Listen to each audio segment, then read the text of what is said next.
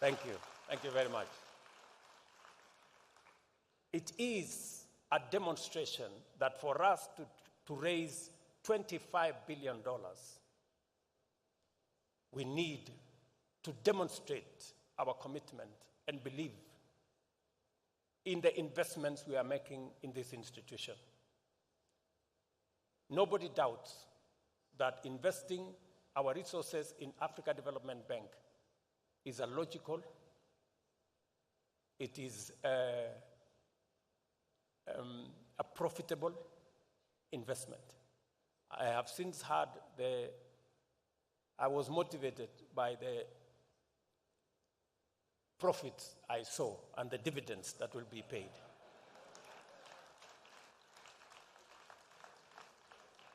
And I think it's a very worthwhile investment. I want to encourage public and private entities to equally invest. I promise you it is a worthwhile investment.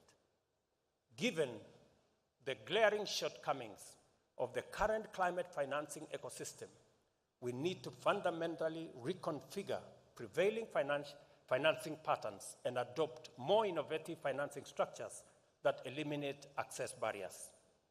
I commend the Africa Development Bank Group for developing innovative financial instruments tailored to our continent's unique needs. These instruments are more ambitious in financing and are our significant development projects, including heavy investments in smart agriculture and clean energy generation. However, more financial resources need to be channeled towards climate adaptation in Africa.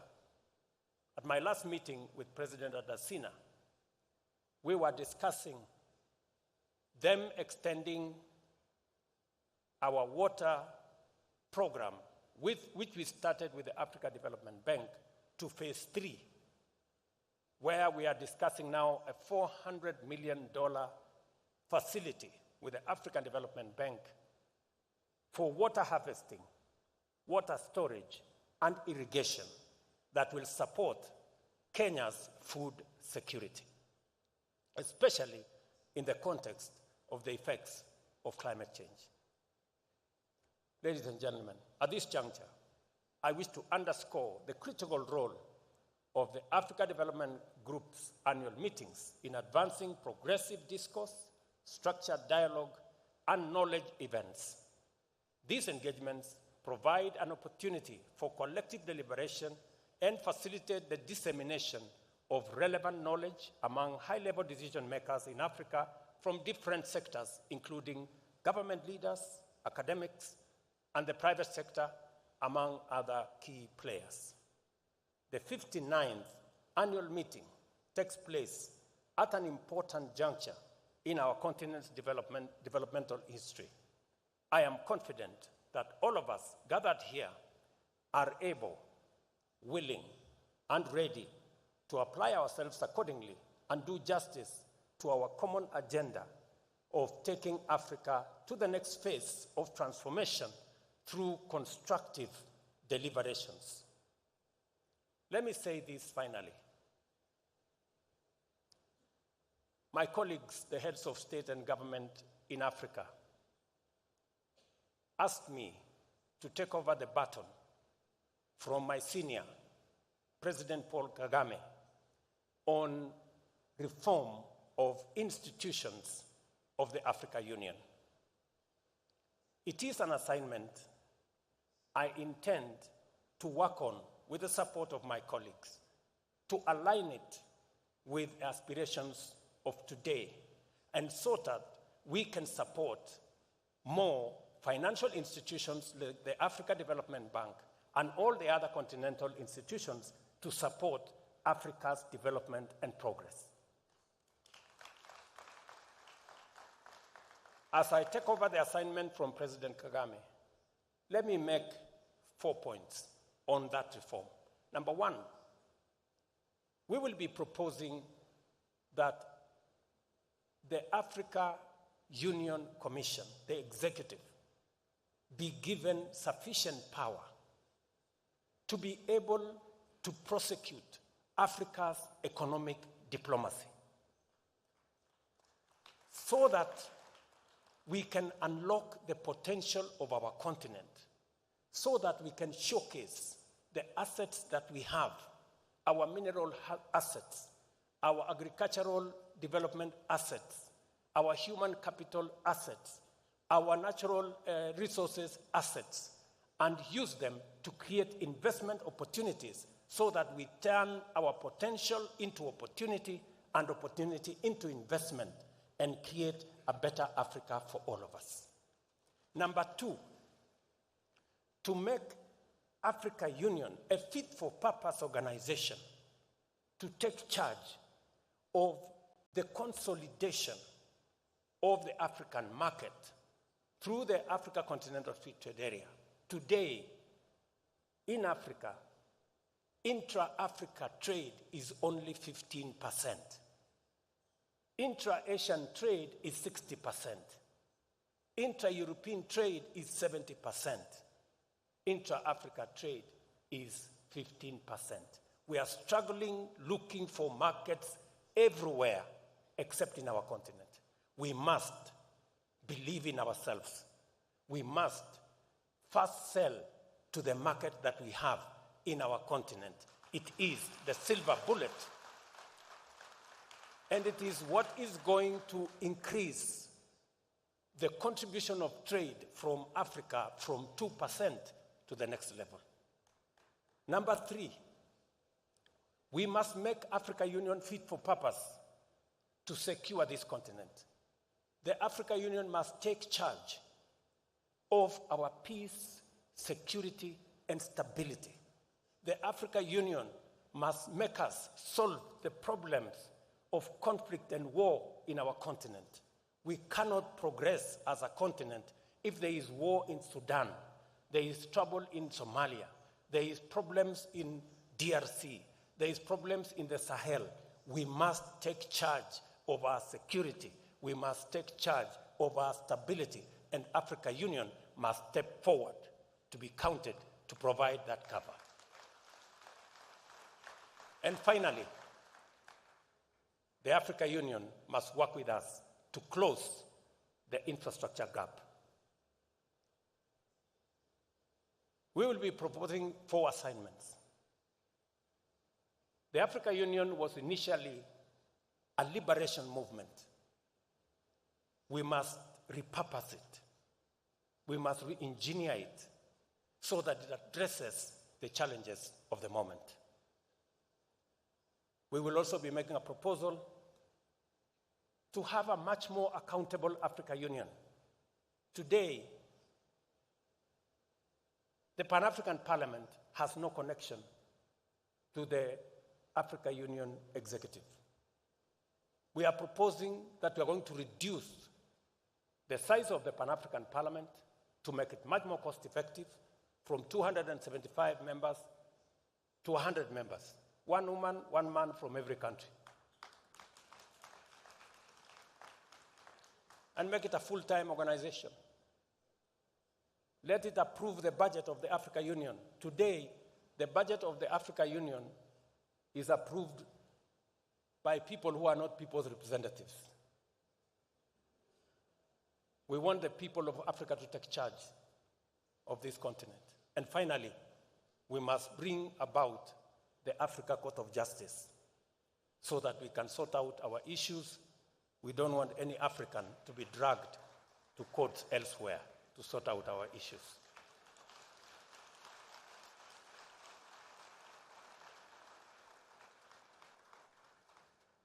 We need something short of a revolution to have a good organization for ourselves.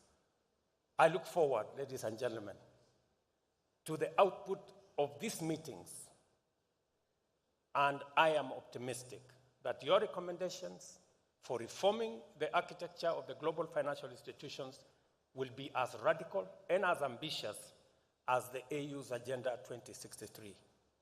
Your participation here promises viable solutions to enable our countries mobilize sufficient resources to close Africa's development financing gap and accelerate our structural transformation across the continent. Ladies and gentlemen, the 59th annual meeting of the Africa Development Bank Group is now officially opened. I thank you.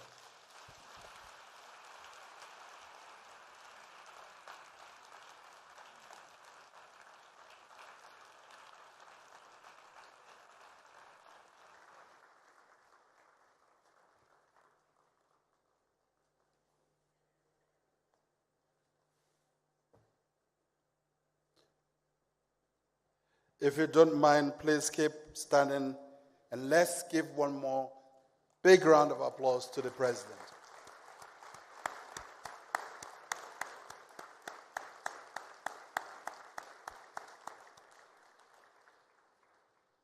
You may be seated. Now there's a challenge between President Ruto and President Adesina as to who is more passionate evangelist. Ladies and gentlemen, excellencies, with that strong and inspiring address, we have come to the end of the opening ceremony, and we will now transition to the presidential dialogue, Africa's transformation, the African Development Bank Group, and the reform of the global financial architecture, which will then be followed thereafter by the commemoration, a short commemoration ceremony of the 60th anniversary of the African Development Bank. Thank you so much for being with us at this opening. The meeting continues, and I hand over to the team responsible for the dialogue. Thank you for having me.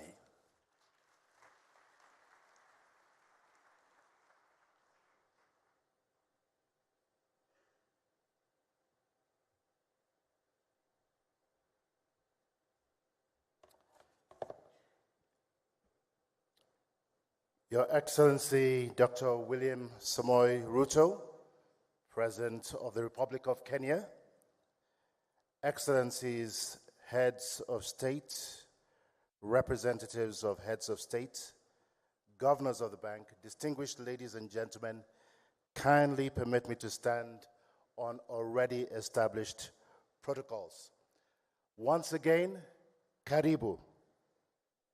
Wow, that's the first time Karibu has been met with silence, so I'm going to say that once again.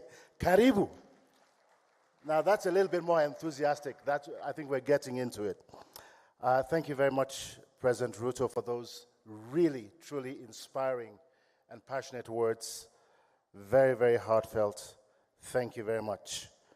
Welcome to this presidential dialogue on Africa's transformation, the African Development Bank Group, and the reform of the global financial architecture here at the annual meetings of the Board of Governors of the African Development Bank, holding at the KICC, Kenyatta International Conference Center, in the beautiful, and I must say green, capital city of Nairobi. My name is Victor Oladokun. Yes, you can clap for Nairobi and certainly for Kenya. Kenya is green and has had a long history of being so. My name is Victor Oladokun, and it really is an honor to moderate the two presidential dialogues that are ahead of us this morning. Our conversations will revolve around what must be done in a fast-changing, dynamic global environment to kickstart and transform Africa's economies, as well as ensuring that they do remain sustainable.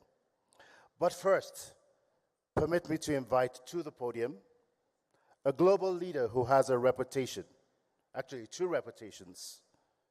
One for not believing in the word impossible, and two, for being dubbed Africa's optimist-in-chief, a very well-deserved tag.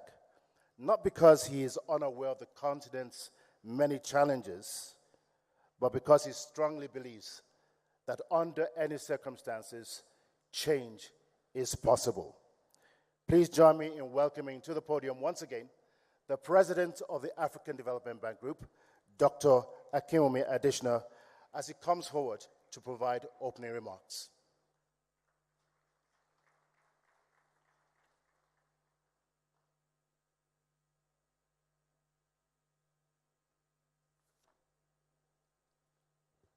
Your Excellencies, heads of state and government, their governors, I wish to thank you immensely for attending these 2024 annual meetings, and in particular for being here for this particular session, which is a debate or conversation with you heads of state and government about the issues of the transformation or the reforms of the global financial architecture, the African Development Bank, and of course, Africa's transformation. This is one topic that I know is close to your heart, as you all have been advocating for the reform of global financial architecture, the reforms of the United Nations, including the United Nations Security Council, and we just heard from His Excellency President Ruto all about that.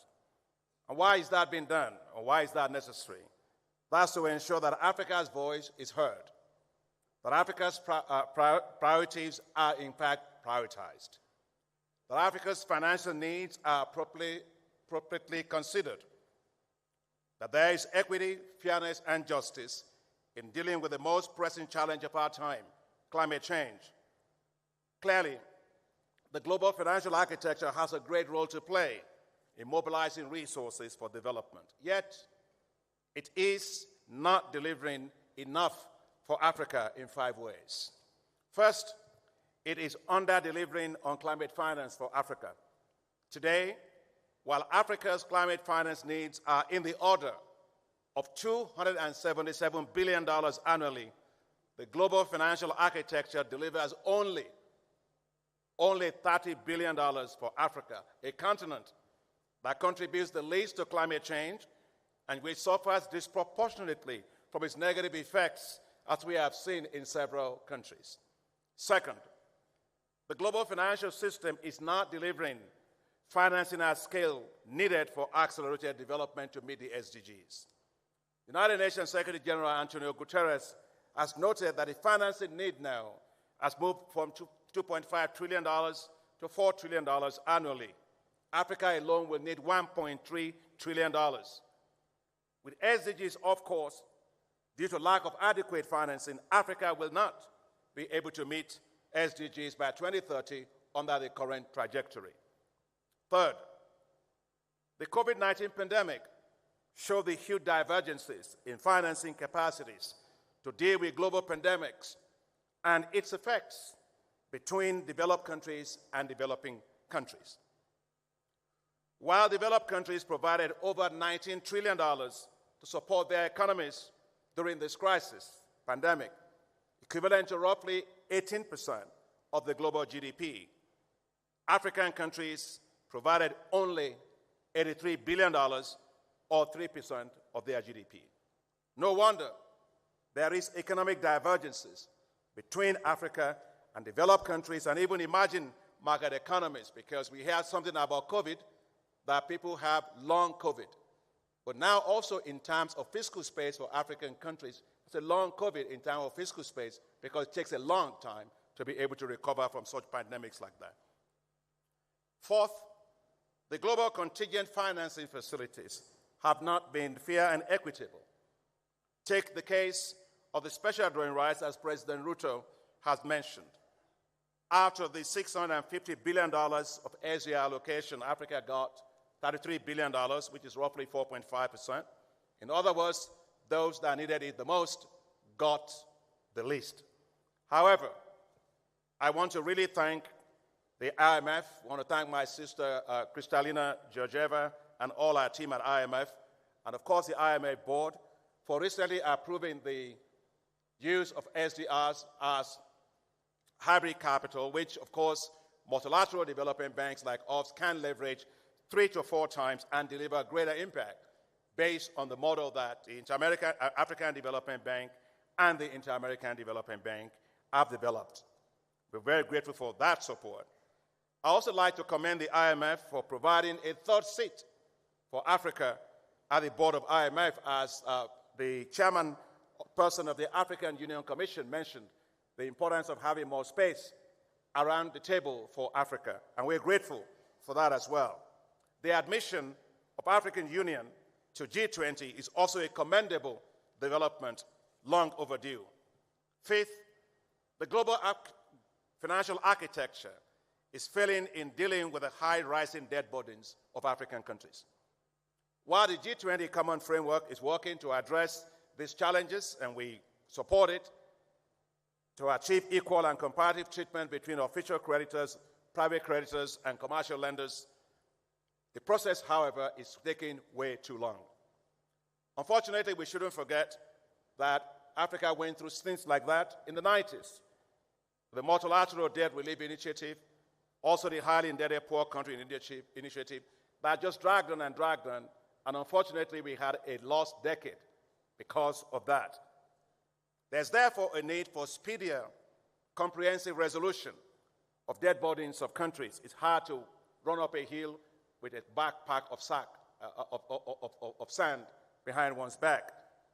So while globally the Debt Service Suspension Initiative helped to defer due debt service payments, it only postponed it. It did not solve the problem.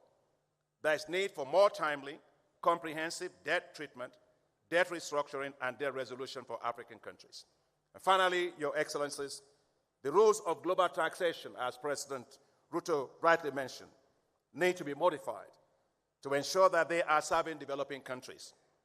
Cooperation across jurisdictional tax rules is needed to avoid Africa losing taxes to multinational corporations that do illicit capital flows. And sometimes I hear a lot about illicit capital flows. It's not just African countries. In fact, quite a lot of multinational corporations have more lawyers, they have more accountants, they have more people than the whole country has. And therefore, we have to make sure that the whole issue of profits, tax avoidance, and profit-based shifting is addressed. In my view, if you do business in Africa, you should pay taxes in Africa. Your Excellencies, we look forward to hearing your views and perspectives, especially what the African Development Bank and all of us can do in the reforms of the global financial architecture. I'm particularly delighted that my dear brother and friend and colleague, His Excellency Dr. Mohammed Al-Jazal, President and Chairman of the Islamic Development Bank Group, is here with us today at our annual meetings, and he will also be sharing with you some thoughts ahead of your conversation. Once again, thank you, Your Excellencies, for your participation. It's a great honor for us to have you. Thank you very much.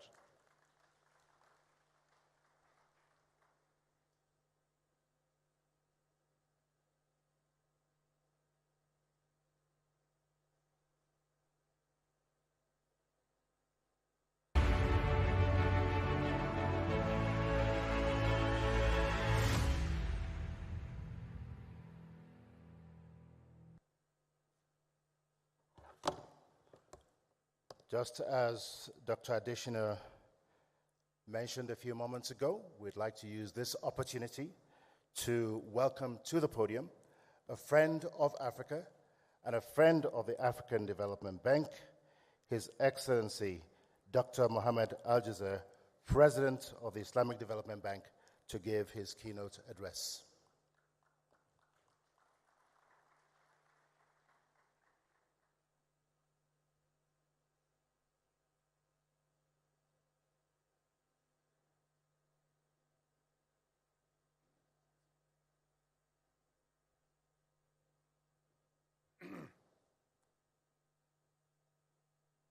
بسم الله الرحمن الرحيم. Your Excellency, President William Ruto, the President of the Republic of Kenya, Your Excellencies, Heads of State, Your Excellency, my dear brother and friend, Dr. Adesina, President of the African Development Bank Group, the honorable heads of international and regional institutions, honorable ministers, ladies and gentlemen. It is indeed an honor to be part of this special gathering to celebrate the African Development Bank Group's 60 years of remarkable contributions to Africa's development journey. I am delighted to address such a distinguished audience today to share my thoughts on Africa's transformation, the African Development Bank Group, and the reform of the global financial architecture. Let me also take this opportunity to highlight the exceptional value we at the Islamic Development Bank place on our strategic partnership with the African Development Bank Group. It is a commitment to a shared dream of transforming the African continent and helping it deliver on its hopes and aspirations. Your Excellencies, ladies and gentlemen, Africa, a continent full of promise and endowed with abundant resources. Africa, a continent that holds the dreams and aspirations of hundreds of millions of its people. Africa, a continent full of potential, yet grappling with critical challenges on its road to structural transformation. Since the turn of the century, many African countries have exhibited strong economic growth. A significant portion of this growth is the result of better macroeconomic management, higher investment and trade, larger regional markets, and to a lesser extent, some degree of structural transformation. Despite this progress, the core components of human development, including income levels and formal employment, remain low and vulnerable to shocks. This leads me to the key question that the region and its governments need to tackle in the coming years. What will it take to ensure that this higher growth is sustainable and inclusive? To foster and sustain development gains, economic growth alone is insufficient. African countries need to deepen their structural transformation to ensure a prosperous and secure future for all Africans. The priority will be on transforming natural resource-driven economies into knowledge-driven ones, while taking advantage of the region's demographic dividend. Reforms ought to focus on fostering a more conducive business environment to enhance competitiveness and encourage initiatives that take advantage of regional growth opportunities. In this regard, the African Continental Free Trade Area offers a huge potential for building regional supply chains, developing intra-African production networks in manufactured goods, and enhancing competitiveness. Excellencies, ladies and gentlemen, Africa is on the ascent, and I am optimistic about its development prospects. However, recent estimates suggest that Africa will require an additional $200 billion annually to achieve the SDGs by 2030. Moreover, it is becoming increasingly evident that the current global financial system will not be able to provide the necessary support to achieve the ambitious transformative agenda of Africa. It is thus not surprising that there are calls for a rethink of this framework to make it more efficient and just, giving a greater voice to the global South.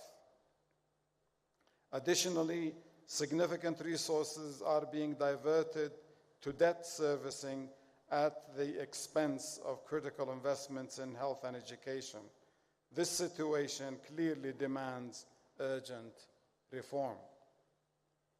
Excellencies, ladies and gentlemen, over the past 5 decades, the Islamic Development Bank Group has remained steadfast in its commitment to Africa's socioeconomic development.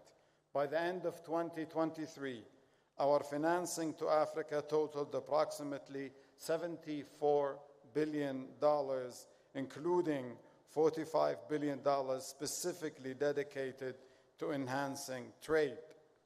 Our efforts have been significantly strengthened through long-standing cooperation with development partners, including the African Development Bank. Between 2017 and 2023, we achieved the record co-financing volume of $2.9 billion with the African Development Bank, enabling us to co-finance 22 operations across diverse sectors, and some of them have been mentioned by my brother, Mr. Adesina. I am pleased to announce that during the Islamic Development Bank's Golden Jubilee celebrations in Riyadh last month, we further enhanced our partnership with the African Development Bank by expanding its scope and setting a higher co-financing target over the next 5 years. In this quest, where collaboration is paramount for success, the role of the Arab Coordination Group, or the ACG, in fostering development and progress across the African continent cannot be underestimated. To this end, the ACG has been a long-standing supporter of African countries and has cumulatively invested over $220 billion in the region to date. Bolstering its support for African partner countries, in November 2023, the ACG pledged a $50 billion financing envelope over the next 7 years to help build resilient infrastructure and inclusive societies in the African continent. Excellencies, ladies and gentlemen, we share common dreams for Africa, a continent free of poverty where no one is left behind, a continent of hope and prosperity driven by innovation and entrepreneurship, a continent providing meaningful employment opportunities for its youth. We remain steadfast in our commitment to work with our development partners to rekindle hope, to realize Africa's dreams of transformation, especially when we recall the wise words of our host, His Excellency President Ruto, and I hope he doesn't mind me quoting him, who said recently, only very recently, that Africa is neither facing east or west, but is facing forward.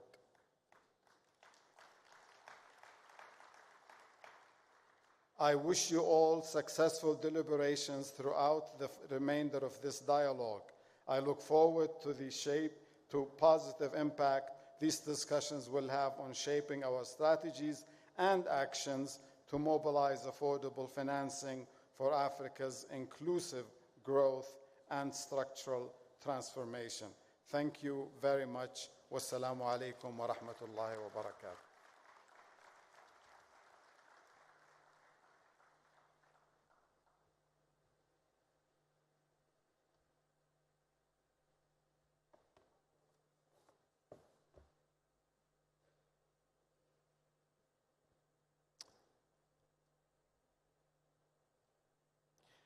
Many thanks, Dr. Al-Jazeer, for your keynote address and for framing many of the issues which will surround much of the presidential dialogues that have been convened this afternoon, or this morning and afternoon. At this point, I would like to invite members of the first presidential dialogue panel to take their seats on the platform. So, distinguished ladies and gentlemen, please welcome His Excellency Mr. Musa Faki Mahamat, Chairperson of the African Union Commission.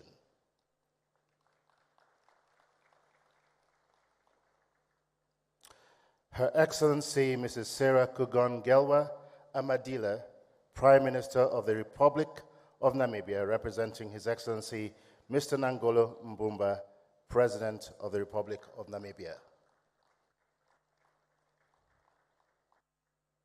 His Excellency Mr. Mohamed Yunus El Menfi, President of the Presidential Council of the State of Libya.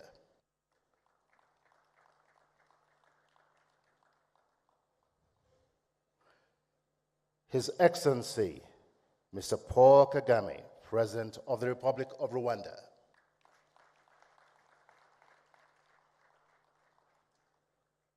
And last but certainly not the least, His Excellency, Dr. William Samoei Ruto, President of the Republic of Kenya.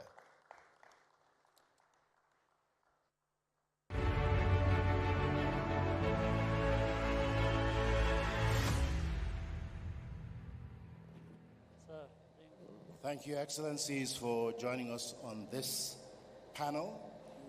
Just a few rules here. One, because we are running behind time by probably almost 50 minutes, each one of you will have about 3 minutes to respond to each of the questions that are posed to you. But I'd like to kickstart this dialogue, first of all, with a question for President Ruto.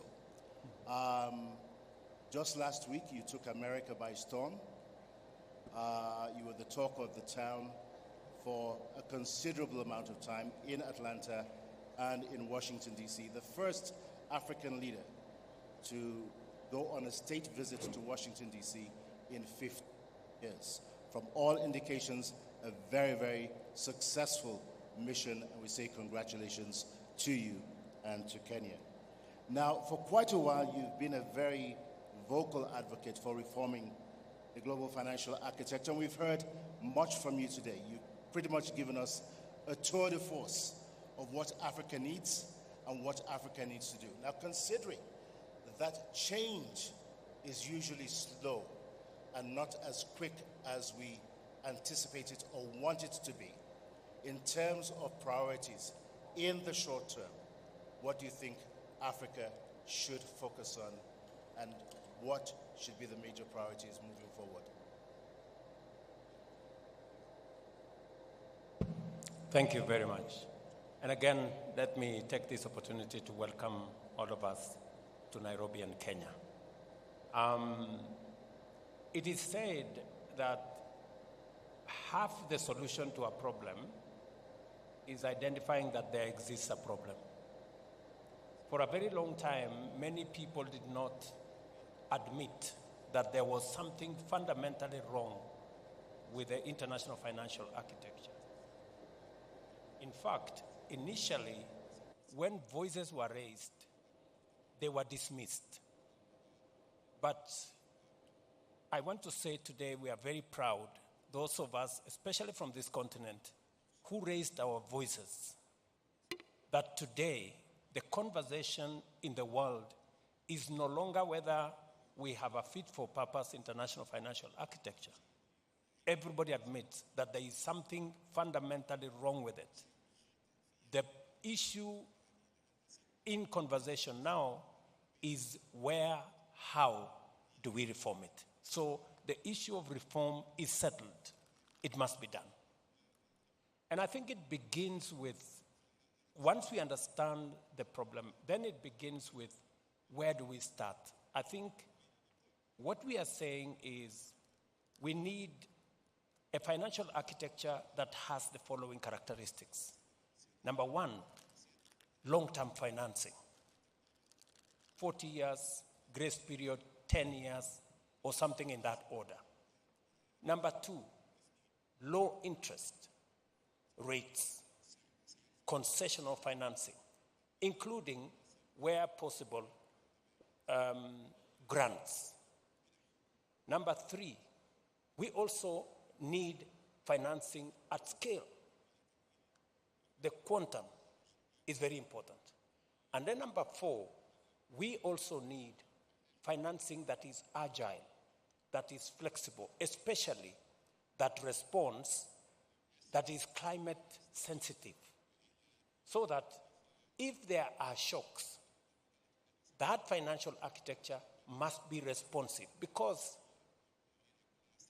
climate change is the new normal. Switching from drought to floods progressively is becoming what it is. In Kenya, we had drought a year ago that decimated 2.5 million heads of livestock. This year, we're in floods. that has taken the lives of 200 Kenyans. So this is the new reality. So the financial architecture that must be in place must respond to this climate reality that we have. And finally, is to be sensitive to sustainability. So our priority is to sort out the financial architecture. That's number one. Number two, our priority is to make sure that this continent, with its tremendous potential, we move it from potential to opportunity, from opportunity to investment. And finally, as I have said, even as we try to do something outside, we must also do something inside. That is why we are also looking at our own systems, our own governance, our own instruments. And that's why we are discussing, even internally, reform of the Africa Union, so that we are aligned as we reform the international financial architecture, as we reform the investment space to create opportunity for our assets. We must also reform our own institutions so that we align them and repurpose them to be in line with our aspirations and the outcomes we are looking for. Thank you very much, President Ruto. In other words, reform is a two-way street. It's not just one way. But allow me to follow up very quickly. As we all know, Kenya and a number of other countries have been buffeted very devastatingly by extreme weather conditions, unpredictable weather conditions. And I think the projections for Kenya and other countries in the region are that over the next 7 years, we're still likely to see the same kind of weather patterns that we've seen this year. That being the case, and again, following a two-way reform process, what is it that African countries should be doing right now to mitigate the effects of climate change? It is true that predictions are that Kenya and our region is going to have above normal rains for the next 7 years. That's a prediction. It is both positive and negative. And that is why, working with institutions like the Africa Development Bank, we are developing resilience instruments. It is the reason why we are having a conversation with the Africa Development Bank on our water infrastructure. How do we take care of this excess water? And how do we turn this excess water into an asset for making sure that we use it for our food security, we use it for the positive elements. So we must align our programs, our strategies with the reality of the moment and with the predicted reality of the future. So that is the alignment that we must do. Thank you very much, President Ruto. I'm going to come to President Kagame next on a number of issues, particularly with regards to the global financial architecture, as well as the issue of reforms. Both yourself and President Ruto have been aligned. That being the case, what reforms do you really think should pave the way for giving Africa the resources that it needs to finance its own transformation and inclusive growth, even in the face of devastating climate change? What are the most critical reforms that you see and anticipate are needed? Thank you. Let me quickly, first of all, and more importantly, thank our hosts, President Ruto, His Excellency, and also the President of the Africa Development Bank Group for inviting us here. Now, quickly to the point, we are talking about the architecture of, international financial architecture. Therefore, in mind, we have the architects. So what did the architect have in mind when they provided us with the architecture we have to deal with? They must have had their own interests. They must have framed things the way they wanted to benefit themselves, or maybe we can assume that they wanted to benefit the whole world. Now, we are here discussing the situation as it is, where we find there are enormous resources in this world, but inequitably distributed. So Africa has to look at itself and look at the whole world as it's set up. And we know in this world, people, countries, work for interests, their own interests.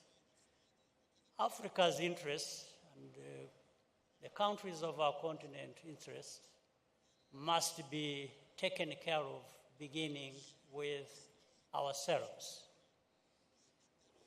So, and we talk about speaking with one voice many times.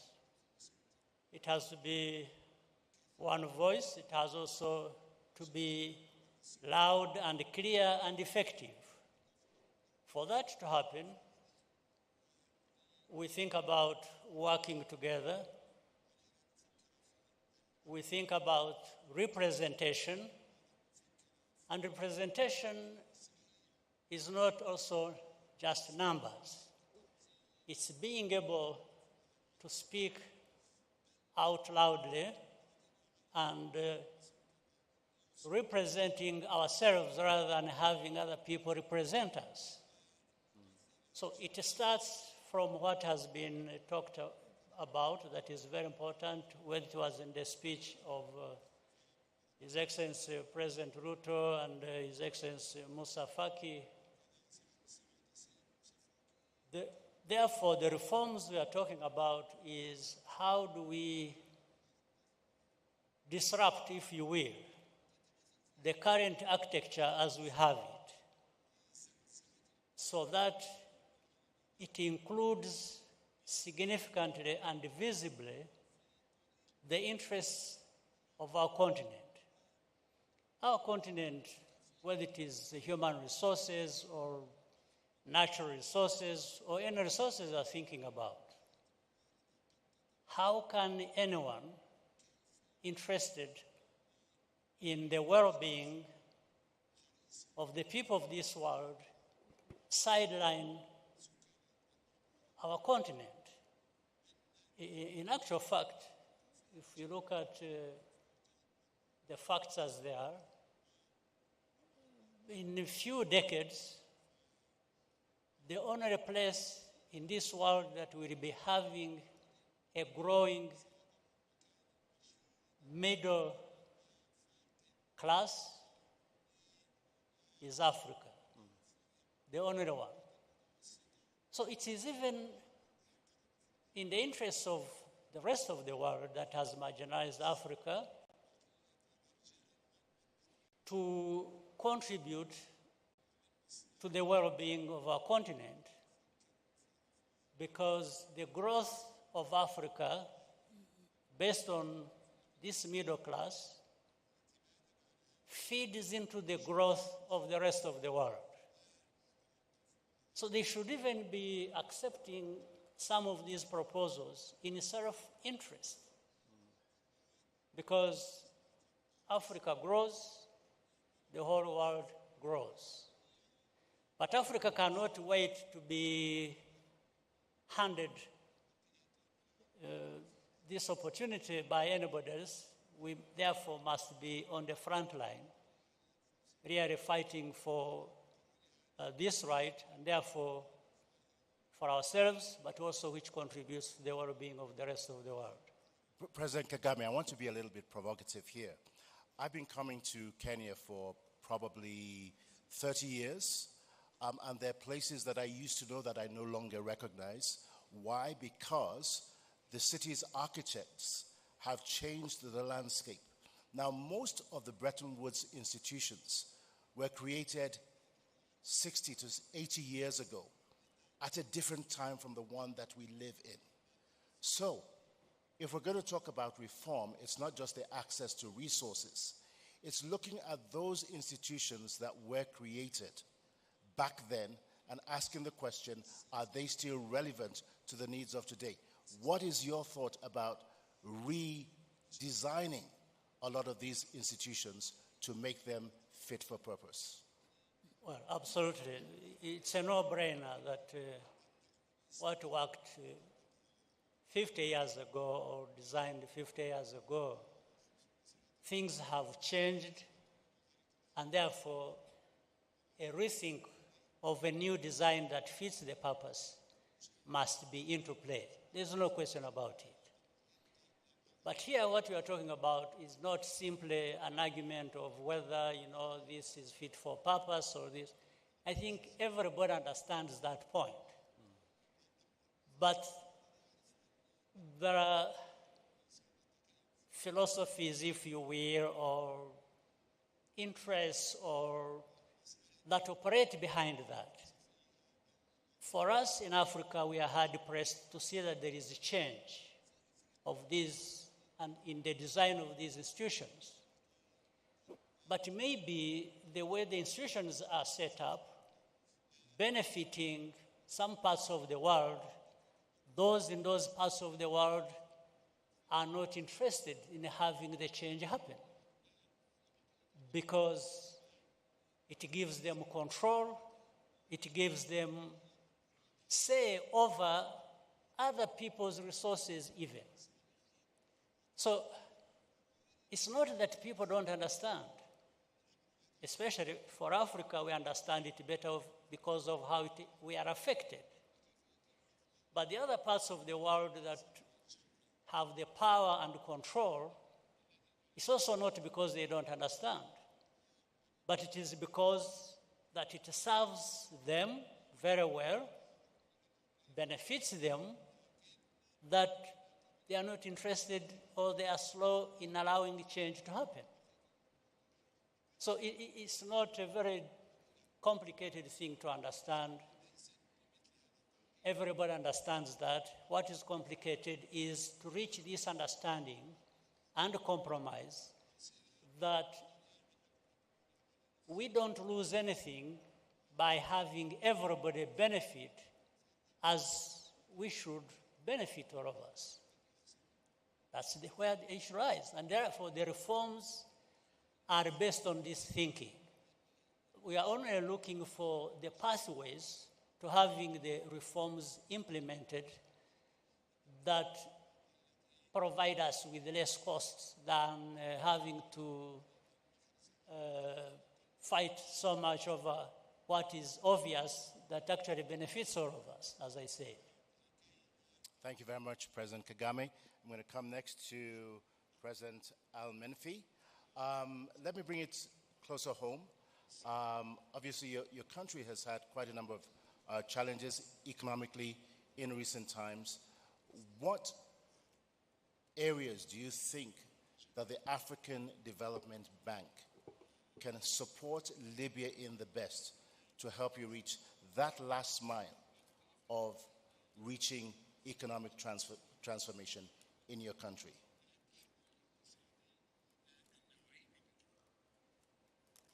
شكرا جزيلا. أنا أعطي فرصة حتى للترجمة إذا كان في.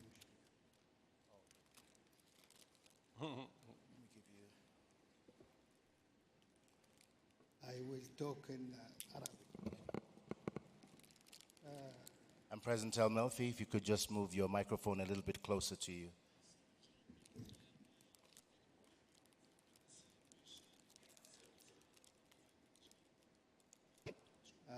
في البداية أحب أن أشكر فخامة الرئيس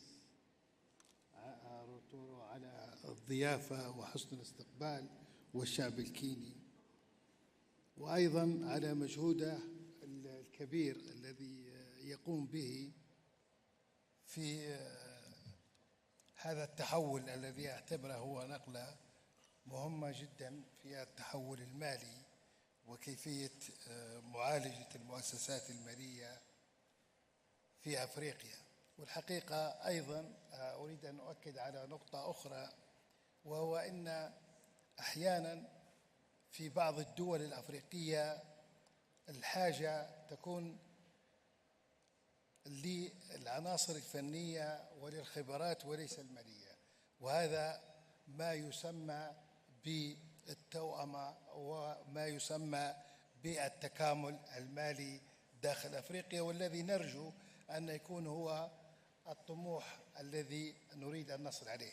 كل المؤسسات المالية أسست في فترة كانت فيها الدول الأفريقية قابعة تحت الاستعمار، وبالتالي أسست وفق آليات معينة لا تخدم أفريقيا، لكن أفريقيا اليوم هي أفريقيا أكثر تطوراً، أفريقيا فيها العديد من الثروات من الموارد، وبالتالي قدرة أفريقيا اليوم على البناء والتنمية تختلف عن أي وقت ماضي. والحقيقة نحن نريد أن نؤكد على أن الدور الذي قامت به ليبيا في فترات زمنية في عدة دول أفريقية، مستعدة ليبيا اليوم أنها تدعم هذا الاستثمار الذي قامت به في دول أفريقية. يحتاج فقط إلى بعض الترتيبات المالية والضمانات المالية مع بعضنا كأفارقة. فليبيا مثال، ربما تكون ليبيا في استقرارها السياسي هي العنصر الذي سيساعد هذه المؤسسات المالية، وخصوصا أننا نتحدث الآن على 3 مؤسسات مالية مهمة جدا، والحديث فيها عن البنك الأفريقي للتنمية وكذلك البنك الأفريقي للاستثمار الذي يوجد الآن في طرابلس، ونحن بصدد يعني استكمال كل الإجراءات التنفيذية الخاصة به، وسيكون داعم في العديد من الدول الأفريقية، وربما هو سيكون إضافة حقيقية للاستقرار المالي في أفريقيا. نحن نريد أن يكون هناك أيضا تبادل ما بين، سواء كان بين الدول أو على مستوى الاتحاد الأفريقي داخل ليبيا في الاستيراد والتصدير، وهذا تحدث عليه فخامة الرئيس، والنسب اللي تحدثوا عليها سواء كان التبادل داخل أوروبا أو آسيا. نحن في أفريقيا محتاجين أن يكون عندنا هذا الأمر. فليبيا هي بحاجة إلى تعاون أفريقي، لأن ليبيا هي دائما تنظر إلى بعدها الأفريقي. ليبيا تريد أن تستكمل كل ما بدأ تجاه أفريقيا، لأننا نحن نؤمن بأن قوة ليبيا هي من قوة أفريقيا، وقوة أفريقيا من قوة ليبيا، وبالتالي استثماراتنا عندما تتجه إلى الجنوب خصوصا I know that my pronunciation